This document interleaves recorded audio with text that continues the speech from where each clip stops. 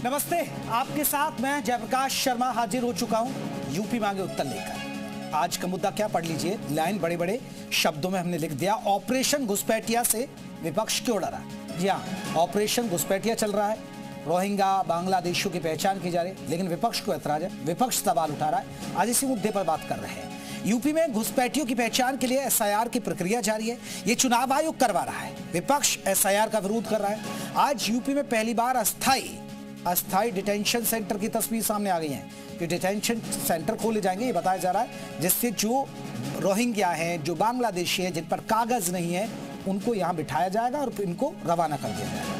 कुछ दिन पहले सीएम योगी ने प्रदेश में घुसपैठियों को डिपोर्ट करने के लिए डिटेंशन सेंटर बनवाने की बात कही थी, लेकिन विपक्ष को लगता है कि इससे लोकतंत्र खतरे में, वो इसे एनआरसी से जोड़ रहा है, यानी लोगों में डर फैलाया जा रहा है, जबकि बीजेपी विपक्ष के विरोध को तुष्टीकरण की राजनीति बता रही है। तो आज इसी मुद्दे पर हो रही है चर्चा, डिटेंशन सेंटर किस ओर इशारा, क्या एनआरसी हो रही है एसआईआर की जगह, तमाम पहलू पर बात, लेकिन पहले ये रिपोर्ट। घुसपैठियों के लिए योगी सरकार का हंटर चल रहा है, एक एक घुसपैठिए की पहचान की जा रही है। सूबे के हर जिले में योगी आदित्यनाथ के निर्देश के बाद ऑपरेशन क्लीन चलाया जा रहा है। ऑपरेशन के दौरान घुसपैठियों की पहचान कर उन्हें डिटेंशन सेंटर पहुंचाने की तैयारी हो रही है और इसे लेकर यूपी का पहला डिटेंशन सेंटर तैयार हो गया है। एक रैन बसेरे को पहला डिटेंशन सेंटर बनाया गया है। 3 मंजिले रैन बसेरे को रंग रोगन कर रहने लायक बना दिया गया है। 3 मंजिल की इमारत में 16 कमरे और 150 बेड हैं। साथ ही मूलभूत सुविधाएं भी यहां मुहैया कराई गई हैं, ताकि घुसपैठिए उसका इस्तेमाल कर सकें। योगी सरकार खास प्लानिंग के साथ डिटेंशन सेंटर तैयार करवा रही है, जिसकी सुरक्षा पुख्ता तरीके से की जाएगी। डिटेंशन सेंटर के लिए सभी जिलों में खाली सरकारी इमारतों, सामुदायिक केंद्रों को चिन्हित किया जा रहा है। पुलिस लाइन और थानों को चिन्हित किया जा रहा है। डिटेंशन सेंटर्स में खाने पीने और इलाज के इंतजाम होंगे। सुरक्षा की जिम्मेदारी जिला प्रशासन और पुलिस की होगी। पकड़े गए घुसपैठियों की जानकारी रोजाना गृह विभाग को भेजनी होगी। सीएम योगी ने साफ मैसेज दे दिया है कि सूबे में एक भी घुसपैठियां बचना नहीं चाहिए। ब्यूरो रिपोर्ट, जी मीडिया। तो संसद में चुनाव सुधार पर चर्चा हो रही है। आज इसी पर गृह मंत्री अमित शाह बोल रहे थे, लेकिन चर्चा गरम तब हो गई जब उसमें राहुल गांधी भी कूद पड़े। हालांकि जब गृह मंत्री बोल रहे थे तो बीच में ही कांग्रेस के नेता सदन से वॉकआउट कर गए। पहले ये देखिएगा, फिर इसी मुद्दे पर चर्चा करेंगे आगे।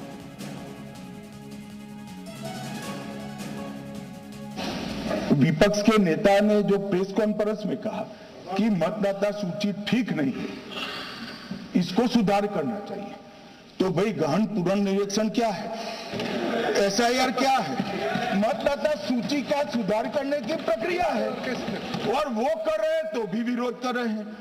पुरानी मतदाता सूची कर रहे हैं तो भी विरोध कर रहे हैं। भाई मतदाता सूची पुरानी हो या नहीं, आपका हारना तय है। ये मतदाता सूची से नहीं होता। एसआईआर कब हुआ? 1952 में। एसआईआर की क्या जरूरत है वो कहते हैं, इसलिए मैं कहता हूं। तो उस वक्त प्रधानमंत्री कौन थे? जवाहरलाल नेहरू।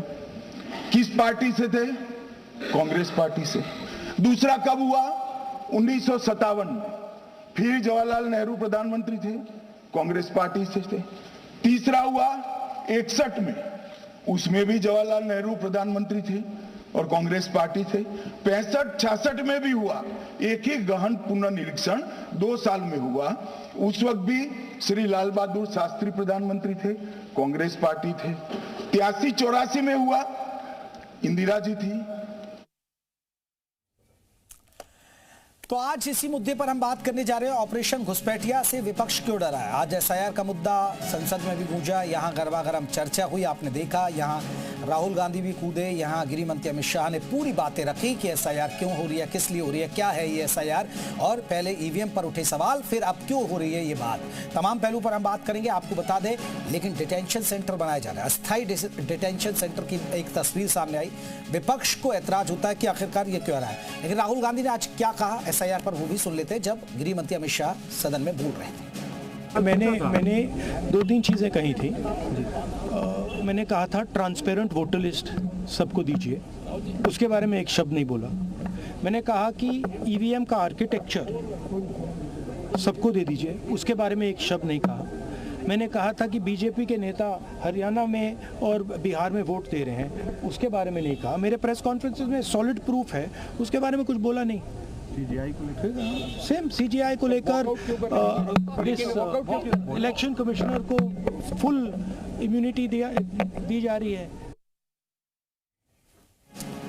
तो चलिए इसी मुद्दे पर चर्चा होगी। आपको बता दें हमारे साथ कई खास मेहमान रहेंगे। मैं जल्दी से अपने मेहमानों को परिचय करा दूं कौन कौन हमारे खास मेहमान इस चर्चा में जुड़ रहे हैं। ऑपरेशन घुसपैठिया, विपक्ष क्या डर रहा है, अमरीश जी रहेंगे। अब आपको बता दें राष्ट्रीय प्रवक्ता है वीएचपी के, अमरीश जी बहुत बहुत स्वागत है। ताहिरा हसन सामाजिक कार्यकर्ता, वो भी हमारे साथ जुड़ गए। ताहिरा जी आपका बहुत बहुत स्वागत। आनंद दुबे बीजेपी के प्रवक्ता, वो भी हमारे साथ जुड़ गए। दुबे साहब बहुत बहुत स्वागत। धर्मेंद्र सिंह प्रवक्ता समाजवादी पार्टी, आपका बहुत बहुत स्वागत है। सुधा मिश्रा प्रवक्ता है कांग्रेस की, वो भी हमारे साथ जुड़ गए। और चर्चा की शुरुआत डिटेंशन सेंटर बनने लगे अस्थायी, और विपक्ष को क्यों ऐतराज। भाई रोहिंग्या और बांग्लादेशियों को तो निकाला जा रहा है, लेकिन विपक्ष क्यों शोर कर रहा है। पहला सवाल आपसे धर्मेंद्र जी, आपको क्यों टेंशन सर। रोहिंग्या चले जाएं, घुसपैठिए चले जाएं, जिन पर कागज नहीं है वो चले जाएं, जाने दीजिए। अच्छा जी, नमस्कार, बहुत बढ़िया सवाल। पहले तो हमको एक चीज बताइए कि बहस एसआईआर पर है कि रोहिंग्याज पर है और अवैध घुसपैठियों? ये सब मामला एसआईआर के आप सुनिए तो, हाँ एसआईआर फिर डिटेंशन सेंटर भी बन रहे हैं। क्या एसआईआर इस बात की पुष्टि करता है कि वो चिन्हित करेगा कि कितने रोहिंग्याज हैं, कितने बांग्लादेशी हैं, कितने अन्य देशों के अवैध घुसपैठियां हैं? क्या एसआईआर इसका माध्यम है? एक लाइन में जानना चाहता हूं कि क्या इसका माध्यम है, हाँ या नहीं?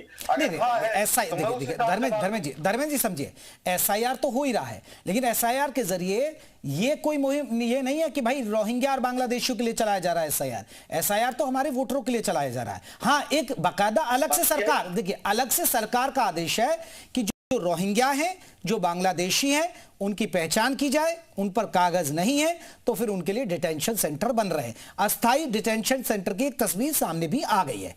मुद्दा समझ गए सर? क्लियर? जयप्रकाश, हाँ, अब देखिए मैं बता रहा हूँ, देखिए एसआईआर डिफरेंट हो गया, रोहिंग्याज के चिन्हीकरण ये जैसा कि आप बता रहे हैं डिफरेंट हो गया, लेकिन सरकार कितना कंफ्यूज करती है लोगों को। लगातार एसआईआर से चिन्हित करेंगे, ये गृह मंत्री भी कहते हैं, उत्तर प्रदेश के मुख्यमंत्री भी, इनकी बात है। एसआईआर उसके माध्यम से ट्रांसपेरेंट मतदाता सूची होनी चाहिए, प्रत्येक व्यक्ति को उपलब्ध होनी चाहिए, चुनाव सुधार होने चाहिए, निष्पक्ष चुनाव संचालन के लिए जो उचित कदम होने चाहिए उठाने चाहिए, और इस पर एसआईआर पर जो चिंताएं विपक्ष की है उस पर चुनाव आयोग को जवाब देना चाहिए, ना कि गृह मंत्री को। अब आते हैं दूसरी बात, डिटेंशन सेंटर और अवैध। मैं बड़ी विनम्रता से पूछता हूं, उत्तर प्रदेश सरकार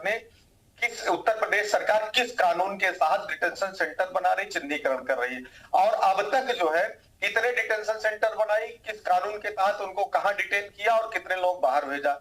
नंबर 2, कितना बजट उत्तर प्रदेश सरकार ने डिटेंशन सेंटर बनाने के लिए दिया है, उसका भी उल्लेख भारतीय जनता पार्टी के प्रवक्ता से आप पूछ लीजिएगा कि अब तक कितना बजट अलॉट कर दिया गया है उत्तर प्रदेश सरकार के द्वारा। क्या केवल आप नैरेटिव सेट करना चाहते हैं, बुनियादी सवालों से ध्यान हटाने के लिए? अब तक आप क्या कर रहे थे? डबल इंजन की, ट्रिपल इंजन की आप सरकार, केंद्र में आपका बॉर्डर आपके पास है, तो कितने रोहिंग्या अब तक निकाले गए, कितने अवैध प्रवासी अब तक निकाले गए, कितने बांग्लादेशी अब तक निकाले गए? ठीक है, मैं जवाब ले लेता हूं। दुबे साहब जवाब देंगे आप? दुबे साहब, और दुबे साहब एक बड़ा सवाल है, मैं इसमें एक और जोड़ता हूं, ये रोहिंग्या और बांग्लादेशियों का मुद्दा जो है, ये आप पे पहले भी मुझे जो आंकड़ा था, एक मैं देख रहा था कहीं 2019 में भी आपने कहा था और आशंका लगाई गई थी, उसके मुताबिक लाखों रोहिंग्या बांग्लादेशी हैं यूपी के अंदर, लेकिन उनका हुआ क्या, ये भी जवाब चाहिए सर।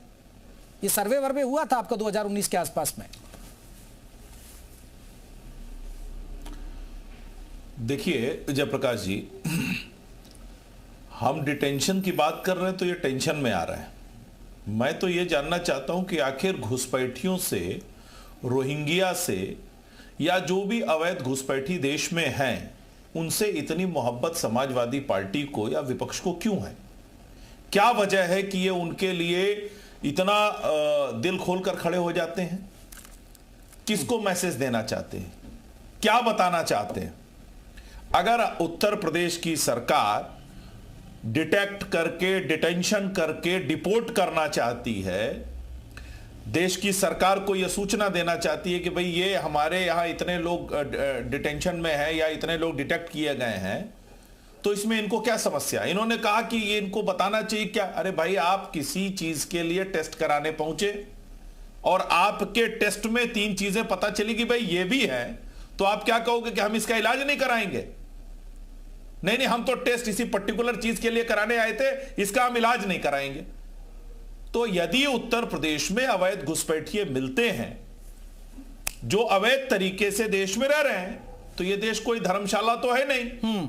निश्चित रूप से उनका चिन्हीकरण करेंगे, उनको डिटेंशन सेंटर में रखेंगे और जो भी विधिक कार्रवाई होगी उसके अनुसार उनको डिपोर्ट करने का भी काम करेंगे। दुबे साहब एक छोटा सा मुझे जवाब चाहिए। आपको तो इसका स्वागत करना चाहिए। धर्मेंद्र जी रिएक्शन लूंगा मैं आपका। नहीं दुबे साहब आपने कहा कि जो टेस्ट है उसका हम टेस्ट करा रहे हैं। अब मैं वही तो कह रहा हूं कि ये एक सर्वे हुआ 2019 में, आपको भी शायद पता होगा मुझसे ज्यादा बेहतर, क्योंकि आप तो सरकार का हिस्सा है, पार्टी आपकी है। तो वो सर्वे हुआ, एक टेस्ट जब करा लिया, अब उस टेस्ट का वही फिर टेस्ट आप करा रहे, तो टेस्ट पर टेस्ट, इलाज तो कर ही नहीं रहे, तो फिर ये तो फिर वो ही कहेंगे ना कि धर्मेंद्र जी सही कह रहे हैं कि आप नैरेटिव सेट कर रहे हैं, करना कुछ है नहीं। देखिए मैं यही तो कह रहा हूं कि ये हमेशा यही बात कहते रहेंगे कि हम नैरेटिव सेट कर रहे हैं। अरे हमने तो हर वो काम किया है जो कांग्रेस की सरकार और बाकी सरकारें नहीं करती रही हैं। और ये तो वो लोग हैं, जब हम कहते हैं कि अवैध घुसपैठ पर रोक लगाने के लिए हम फेंसिंग करना चाहते हैं, तो आपको पता है कि इनके जो गठबंधन की एक सहयोगी हैं, जिनके साथ ये खड़े रहते हैं, जिनके पक्ष में ये बोलते हैं, ममता बनर्जी जी, 450 किलोमीटर की जो एरिया है पश्चिम बंगाल का, वहां पर अब तक बाढ़ इसलिए नहीं लग पाई है क्योंकि ममता बनर्जी जी ने जमीन ही नहीं मुहैया कराई। मैं जल्दी से धर्मेंद्र जी आप संतुष्ट हो इनके जवाब से? जल्दी से, फिर मैं सुधा जी को जोड़ूंगा। नहीं बिल्कुल, देखिए आप अगर जयप्रकाश जी मेरे सवालों का जवाब आपकी निगाह में लगता है मिल गया हुआ तो हमें कुछ नहीं, अगर आप संतुष्ट हैं ठीक है, नहीं तो आप जब बात करिए, अपनी बात रखिए, मैं तो मौका दे रहा हूं ना। पूछा था हाँ स्पेसिफिक सवाल मैंने पूछा था कि इस कानून का कितने लोगों का आपने चिन्हित करके डिपोर्ट कर दिया। हम डिटेंशन की बात ही कर, आपने कितना बजट दिया डिटेंशन सेंटर बनाने के लिए, इनके पास कोई जवाब नहीं। किस एक्ट के तहत, इनके पास जवाब नहीं है। अरे साहब आप क्यों इधर उधर की बात कर रहे हैं? आप ईमानदारी से डाटा दीजिए, मैं बता रहा हूं आपके पास नहीं है।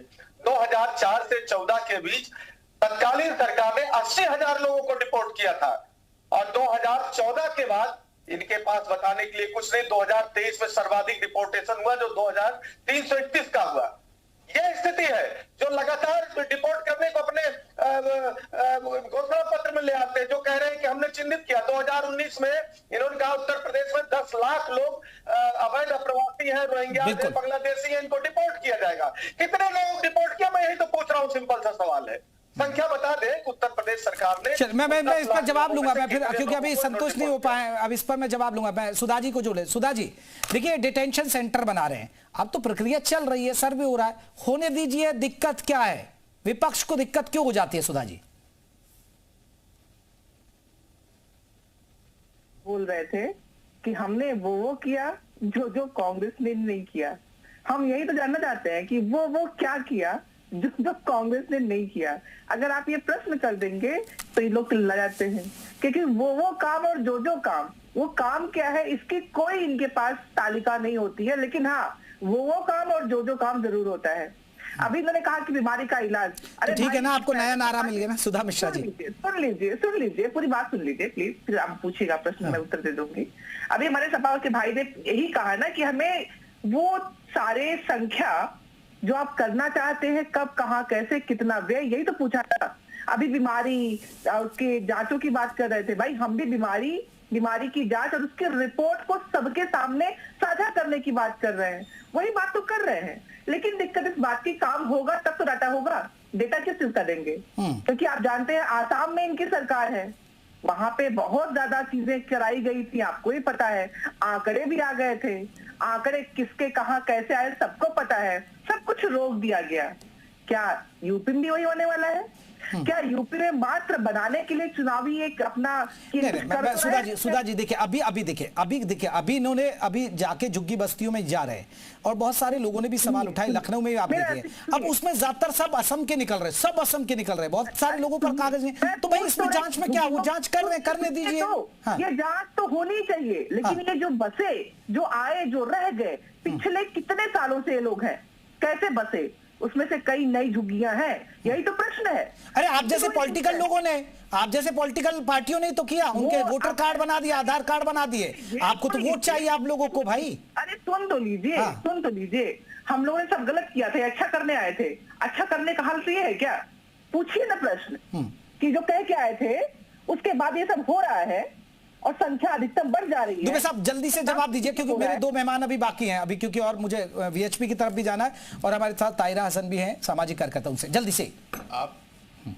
आपको याद होगा कि जब दिल्ली में खुलासा हुआ कि रोहिंग्या और अवैध घुसपैठी है और बाकायदे केजरीवाल की सरकार उनको राशन दे रही है, वहां पर बिजली की व्यवस्था की गई है, हमने बुलडोजर चलाकर उस पूरे इलाके को खाली कराया और उनको हिरासत में लेने का काम किया। इसी तरह ओखला में हमने जमीन खाली कराई और कई जगह इस तरह की कार्रवाई हुई। लेकिन कौन लोग आ जाते हैं उनके बचाव में? यही लोग आ जाते हैं। ये कहते हैं ये तो दुखी हैं, ये तो पीड़ित हैं, सरकार अल्पसंख्यकों के खिलाफ काम कर रही है। और सबसे बड़ी बात, आप लोग, आप अपने गुनाह मत छिपाइए। अरे आपके समय में तो कश्मीर के ही लोग बेघर हो गए, उनको अपना ही घर छोड़ के देश भर में इधर उधर पलायन करना पड़ा। आप क्या बात करेंगी? आपके समय में ही लंबे समय तक आप सरकार में रहे, बंगाल में लोग अवैध घुसपैठ करते रहे, यहां आते थे, उनका वोटर कार्ड बनता था, उनका राशन कार्ड बनता था, उसके बाद जगह जगह देश में बसाने का काम किया। इसीलिए कह रहा हूं कि जब हम कह रहे हैं कि फेंसिंग किया जाए, तो मैंने अभी आपसे कहा ना, 450 किलोमीटर का इलाका ऐसा है जिस पर नरेंद्र मोदी जी की सरकार पिछले 10 साल से ममता बनर्जी जी को चिट्ठी पर चिट्ठी लिख रही है। गृह सचिव जाके पश्चिम बंगाल के मुख्य सचिव से मुलाकात कर चुके हैं, उसके बावजूद जमीन नहीं सौंपी जा रही है कि फेंसिंग किया जाए, क्योंकि ये चाहते हैं कि इस देश में बाहर से लोग आते रहें, ये वार पलटवार चलता रहेगा। मैं एक और ये उनको वोट बैंक के रूप में इस्तेमाल करते हैं। दुबे साहब रुकिएगा, सुधा जी रुकिएगा। मैं एक रिएक्शन, तायरा हसन है हमारे साथ जुड़ी है, मैं तथ्यों की बात कर रहा हूं। अरे ठीक है, अभी फिर आएंगे मौका आएगा। रही है और आपने कहा यो जो। अरे सुनिए, आप तो 70 साल में शौचालय नहीं बना पाए, बैंक में खाता नहीं खोल पाए, गैस का सिलेंडर नहीं दे पाए, गरीबों को मकान नहीं दे पाए। दुबे साहब अब सब कुछ हमने किया, ठीक है, शौचालय बनवा दिया आपने, कुछ भी नहीं किया। ठीक है, सुधा जी रुकिए। तायरा हसन, अभी मुद्दा है बांग्लादेशी और रोहिंग्या का। आप एक सामाजिक कार्यकर्ता हैं, क्या आप मानते हैं कि देश में रोहिंग्याओं की संख्या है जिन्हें भारत से बाहर भेजा जाना चाहिए? क्योंकि बहुत जगह देखिए डेमोग्राफी चेंजेस भी हुई है, एकाएक वर्ग की संख्या बढ़ गई तो लोग सवाल उठाते हैं। जी हेलो, हाँ मैं सुन पा रहा हूँ तायरा जी, मेरी आवाज आ रही है? हाँ जी, सब लोग सुन रहे हैं। हाँ जी देखिए, मैं कह रही हूँ कि किसी ने नहीं कहा कि आप बाहर के लोग जो इलीगली आ गए हैं, इलीगल माइग्रेंट को रखिए, क्योंकि जाहिर है हमारे देश की भी पॉपुलेशन काफी है और हमारे रिसोर्सेस इतने नहीं हैं। लेकिन ये बात है कि इतने दिनों से जो कहा जा रहा है, जो अभी कहा, मैं किसी पॉलिटिकल पार्टी से नहीं हूँ, इसलिए मेरा सवाल थोड़ा अलग है, अलग फ्रेमवर्क में है कि आप कहते हैं कि ये रोहिंग्या है या बांग्लादेशी है, बिल्कुल नहीं आना चाहिए, बॉर्डर पर सिक्योरिटी होना चाहिए। कोई चीफ मिनिस्टर कह रहा है तब भी सिक्योरिटी से आपको कॉम्प्रोमाइज नहीं करना चाहिए, उसके लिए बहुत से तरीके हैं, आप सिक्योरिटी करिए, आ ना सके, और जो आ गए उनकी लिस्ट बिल्कुल सार्वजनिक कीजिए। क्या, और ये भी बताइए। नहीं तायरा जी, अब तो ये तो देखिए बीजेपी वाले तो यही आरोप लगा रहे हैं ना कि ये तो उनके दौर में घुसे हैं जो 10-10 साल से 20-20 साल से रह रहे हैं। अब देखिए लखनऊ में क्या विवाद है कि बहुत सारे सफाई कर्मी ऐसे जिसमें से गायब भी हो गए बहुत सारे, तो जो सबको अपने आप को असम का बताते हैं। गायब हो गए, ये और खतरनाक है। देखिए मैं कहूंगी इट्स मोर डेंजरस कि they have vanished, they can't vanish in thin air. तो आप जो है एक आंकड़ा दीजिए कि इतने हैं, इस सन में आए, इस सन में आए हैं, अकाउंटेबिलिटी फिक्स की जाए। तो यही तो हो रही है ना, अभी यही तो हो रहा है ना तायरा जी, अब जांच की जा रही है और इसलिए अस्थायी डिटेंशन सेंटर भी बना दिए हैं। अब ये तो धीरे धीरे पता ही चलेगा ना तायरा जी, अभी तो ये धीरे धीरे पता चलेगा ना तस्वीर। कितने सालों बाद पता चलेगा भाई? मुद्दत से सुन रहे हैं कि अवैध लोग आ गए हैं, तो कभी तो हटाए जा रहे हैं, क्यों नहीं हटाए जा रहे हैं? और उसका आंकड़ा दिए, रिपोर्ट कीजिए एक प्रॉपर लॉ के प्रोसेस के साथ, और मानवता का ध्यान रखते हुए आप यहाँ से उनको डिपोर्ट करिए। मानवता से मेरा ये मतलब नहीं कि आप उनको बसा लीजिए, मावता से मतलब है कि उनको प्रॉपर तरीके से जो तरीका है डिपोर्टेशन का उसे आप डिपोर्ट कीजिए। जो आपके तो तायरा जी फिर हल्ला क्यों? वही तो कर रही है ना सरकार तो कह रही है हम वही तो कर रहे हैं, फिर हल्ला क्यों कर रहा है विपक्ष? तो कहाँ कर रहे हैं? नंबर तो दे नहीं पा रही है। 2019 में आप कह रहे हैं कि सर्वे, हाँ मैं तो पूछ रहा हूँ नंबर, तो मैंने पूछा भी उनसे। अभी तक सर्वे कहाँ गया? हाँ। आप क्यों नहीं डिपोर्ट कर पाए? ये 200-300 आपने कैसे डिपोर्ट की? जब आप कह रहे 1000 ऑफ पीपल आर स्टेइंग, बिल्कुल तो आपको डिपोर्ट करना चाहिए ना। इतना वक्त क्यों लग रहा है? ये एक बड़ा सवाल है क्यों, इसलिए मैं अमरीश जी ये विपक्ष जो हल्ला कर रहा है कि बांग्लादेशी, रोहिंग्या, और भाई ये तो कहीं अब देखिए SIR हो रही, तो अखिलेश यादव कह रहे हैं ये NRC हो रही है, कहीं ना कहीं एक नैरेटिव ऐसा सेट कर दिया जा रहा है। कैसे देखते हैं आप? एक तो धन्यवाद दूंगा कि मैं आपको दिखाई पड़ गया। नहीं आप दिखे हुए थे ना, ऐसा नहीं अमरीश जी, थोड़ा वक्त लग गया था थोड़ा। देर से उठाया गया बहुत ही सही कदम है। हाँ, तो देर से मैं आपके पास पहुंचा, लेकिन मेरा कदम तो अच्छा है ना, मैं देर से पहुंचा आपके पास, से उठाया गया, आपसे चर्चा में यह सही कदम है। हाँ जी। और यह देश धर्मशाला नहीं है।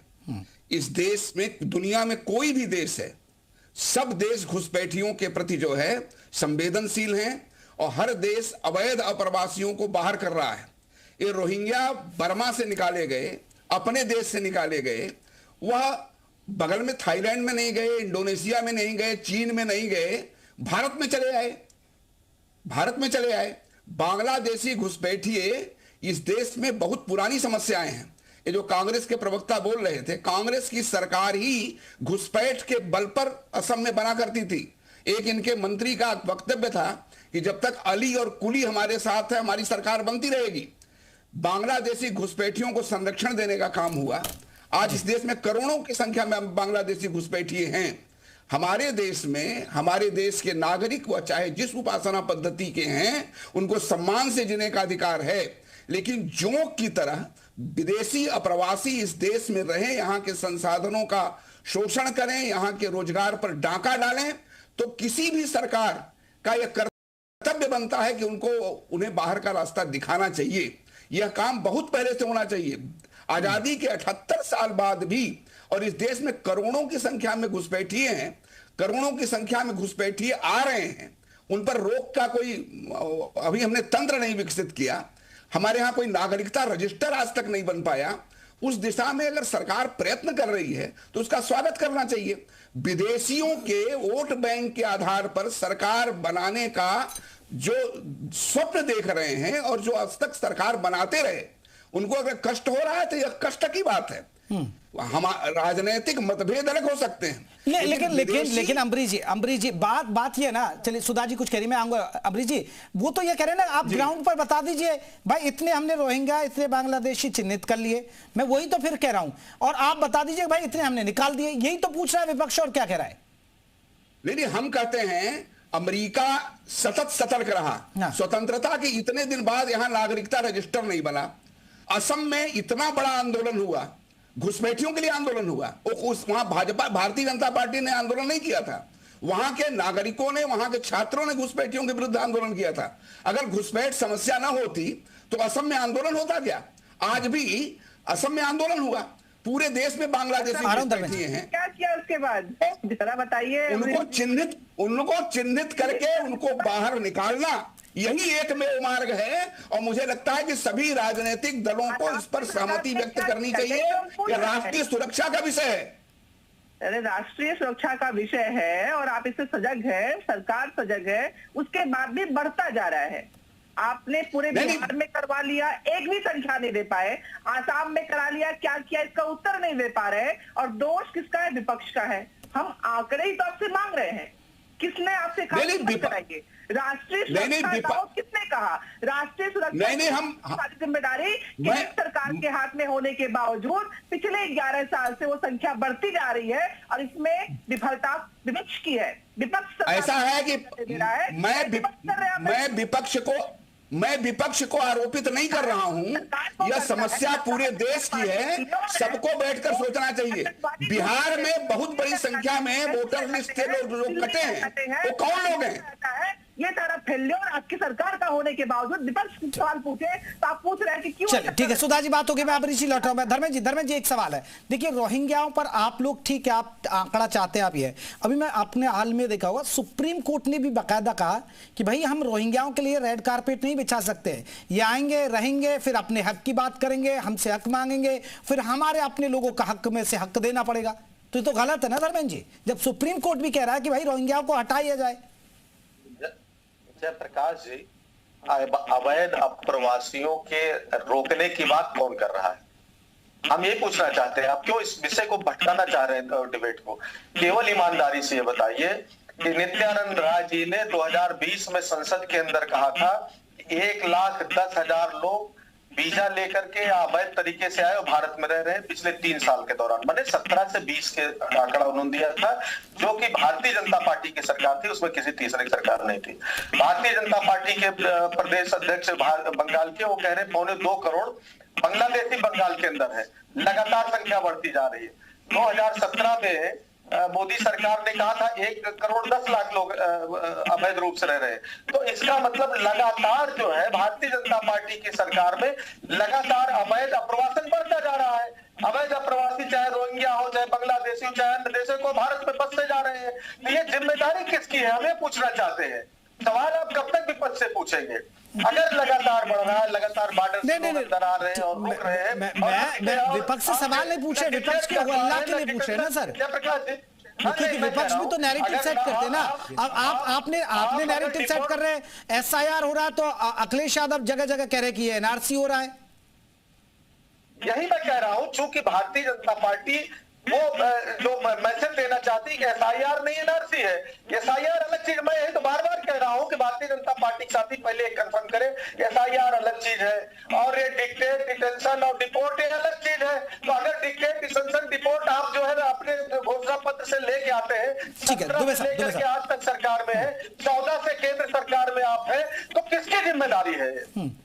किसको हम लोग कोसे, किसको कहेंगे लगा के ले आकर के बता रहा? ठीक है, इसका मतलब है भारतीय जनता पार्टी चाहती है कि अवैध अप्रवासी बने रहे, जिससे इनकी राजनीतिक रोटी ये सेक सके। जैसे बार बार पाकिस्तान का नाम लेते हैं और नाम लेते हैं, बॉर्डर की बात करते हैं, लेकिन उसको हल नहीं करना चाहते हैं। वो चाहते ये रहे किसी भरोसे। ठीक है दुबे साहब आप चाहते कि मुद्दा चलता ही रहे बस? नहीं, देखिए कौन चाहता है कि मुद्दा चलता रहे? ये विपक्ष चाहता है। अब आप एक चीज समझिए, पत्थरबाजों पे कार्रवाई हो तो विपक्ष खड़ा हो जाता है, देशद्रोहियों पर कार्रवाई हो तो आतंकवादियों पर कार्रवाई हो तो विपक्ष को तकलीफ होती है। आतंकवादियों के मुकदमे वापस लेने के लिए समाजवादी पार्टी की सरकार इलाहाबाद हाईकोर्ट गई थी या नहीं गई थी? आप मुझे बताइए, आप आतंकवादियों के मुकदमे वापस लेने के लिए इलाहाबाद हाईकोर्ट गए थे या नहीं गए थे? ये बताइए, आप गए थे या नहीं गए थे? बस इतना बताइए। एक आतंकवादी की फांसी रुकवाने के लिए इस देश के बड़े बड़े वकील जो आपकी पार्टी में शामिल है, वो रात में सुप्रीम कोर्ट खुलवाने चले जाते हैं। किसके लिए? चाहे घुसपैठियों पर कार्रवाई की बात हो, आतंकवादी पे कार्रवाई की बात हो, दंगाई पे कार्रवाई की बात हो, आप उसके साथ खड़े होते हैं। आप उसके साथ खड़े होते हैं। आप नहीं चाहते हैं कि इस देश से घुसपैठिए बाहर निकले।